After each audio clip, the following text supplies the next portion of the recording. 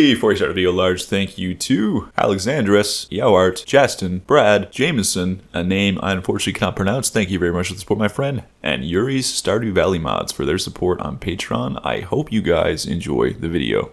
And a massive thank you to Halo Burner, Ryan Bellin, and Fernando for their immense support of the channel this month on Patreon. I hope you guys enjoy the video.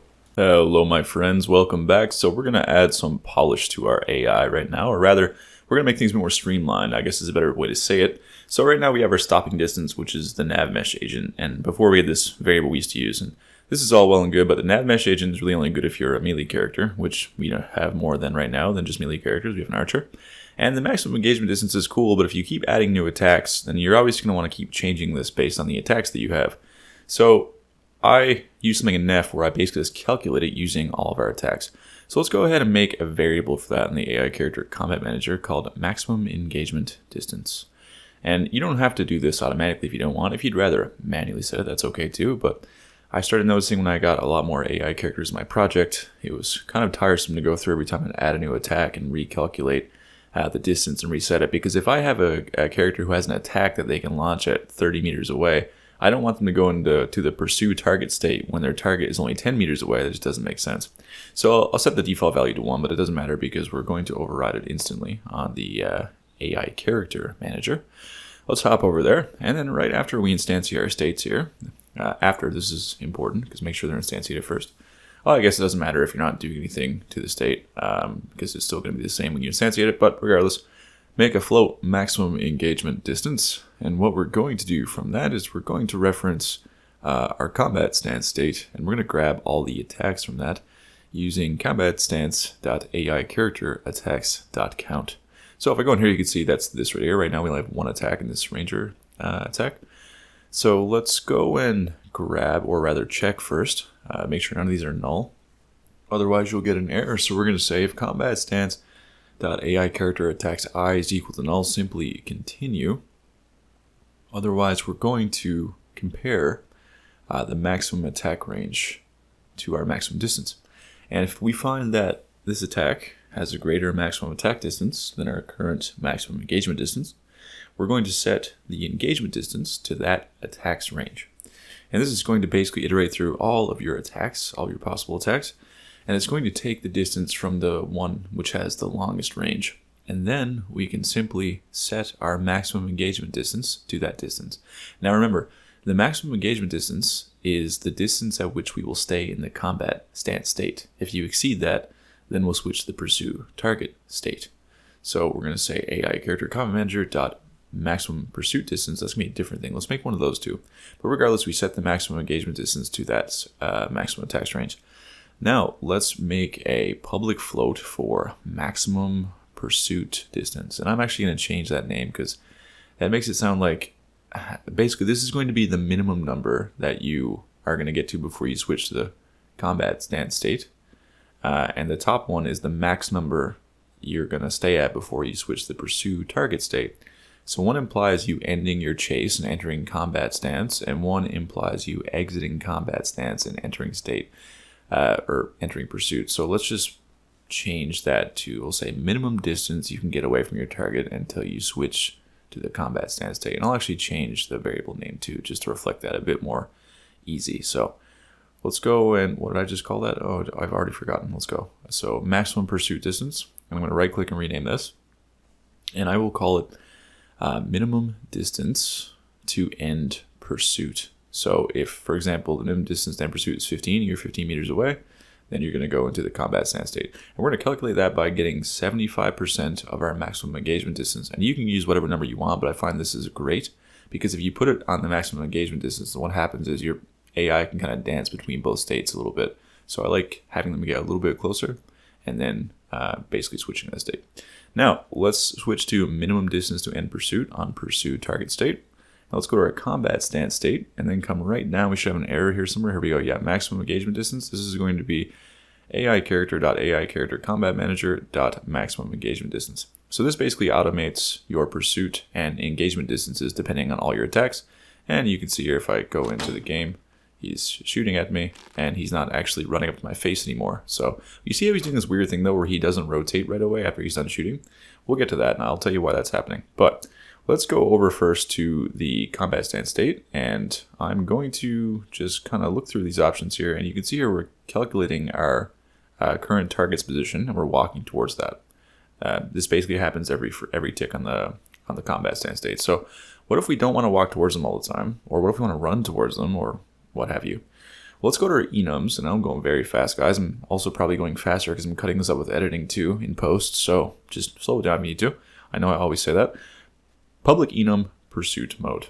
Okay, so let's say none, walk, run, and sprint. And what we can do is use this on each of our states to give each of the states their individuated kind of pursuits. So on combat stance, for example, we could have them slow down. On pursuit, we could have them sprint. On pursuit, we could have them sprint if you want. So I'm going to add a variable for this pursuit mode. So I'll make a header. I have no idea what that autocorrected that. There we go, header. I'm going to call this pursuit mode. And then I'm going to make a serialized field, and we'll say pursue, or pursuit mode. I can't speak today, apparently. Pursuit mode. Now, what you could do, but I'll explain why we can't in this one. We can do it in pursuit target, but we'll start with it anyway because it becomes relevant when we can move it. So we could do a switch, right? And we could switch our pursuit mode. And then we could, say, grab our animator values. Where do I assign those? I'm getting confused in my project. So over here in pursuit target state, you can see here we have set animator movement parameters. So we could go ahead and do that, and we could paste that down here.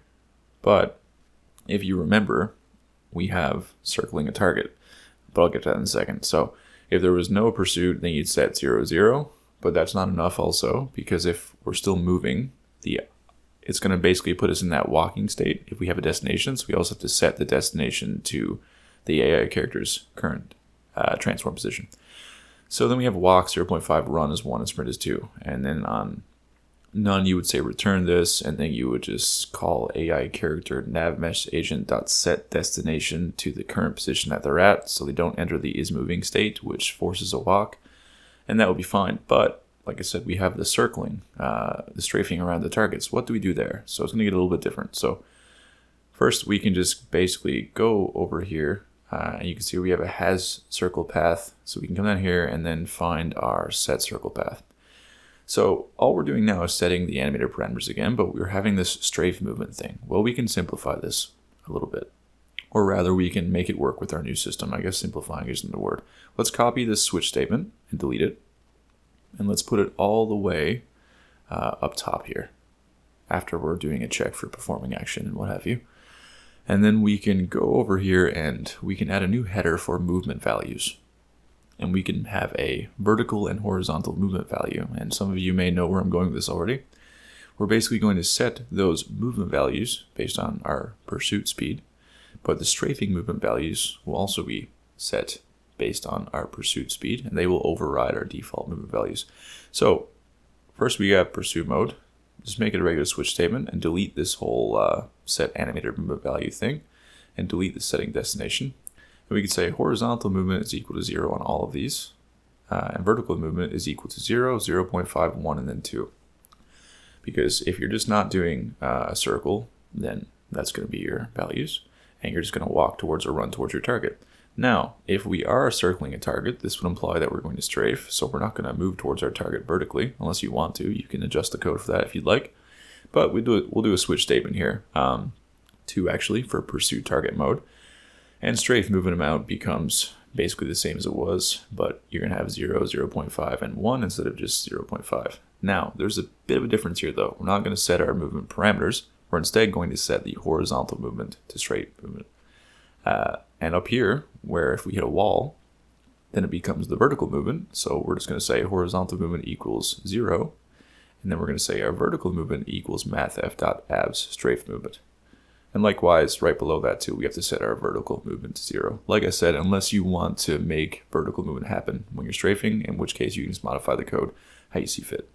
So after we've done all that, then we will call set animator movement parameters. I just realized I was a little bit further away from my mic. I'll try to fix that in post. Apologies if I was quiet. So right down here, right before we set the nav mesh path, We're going to call AI character animator manager set animator movement parameters. We pass our horizontal and vertical movement. And then one more step. If we have no movement, so if our pursuit mode is equal to none, which we're going to use for our archer, so they stand still, then we're going to do what we did before. I made all those alterations, and we're going to set the destination to wherever they're standing already, and then we're going to basically return so we don't set a new path to the current target that they have, because that will force walking. And I can show you why that happens later if you've forgotten why. All right, we're just going to say return this. And now if I go into game here, set this to walk on my knight and none on my ranger, and my undead I'll set to walk as well. Let's just jump in the game, make sure it works. So he's shooting at me, and you can see he's not moving. So that is working as intended. Let's make sure if I send him to walk, he'll start walking though. So real quick, just going to go to scene view. I'll snap right back to him in a second. There we go. Let's change this to walk. So he should start walking after his next shot. Let's see. He's going to take the shot, and yes. Okay, cool. Now I want him to run. He's not going to run because he's limited by his animation tree, because I only have walking animations for those move while drawn. So you can see here that his vertical value is 1.4, so it's over 1, so that it is working as intended. The vertical values they're kind of weird in the animator, so don't trust that wholly, but it is working, and I'll just make sure afterwards by checking it out in the pursue target state.